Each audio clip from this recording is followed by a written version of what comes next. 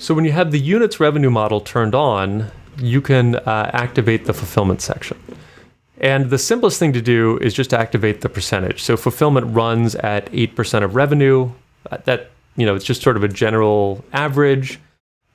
This is great for calculating, and then fulfillment will just calculation will just happen based on the revenue that you're driving.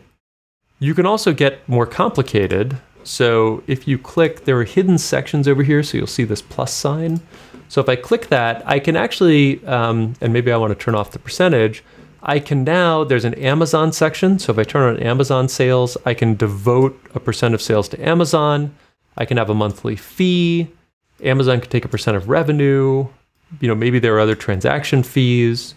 I also have an option to do Shopify, and I can do them together. 60% of my sales go through Amazon, 30% of my sales go through Shopify, right? And I can split these up, or I could just do everything through Shopify, right? 100% of my sales go through Shopify. But this is cool because you really get some flexibility. And then you can also create your own fulfillment option. Like if you have your own warehouse or whatever, you can do that here. By default, Rocket Performa assigns your fulfillment to COGS. From an accounting perspective, and I'm not an accountant, but this is what the accountants tell me, the accounting treatment should be operating expenses.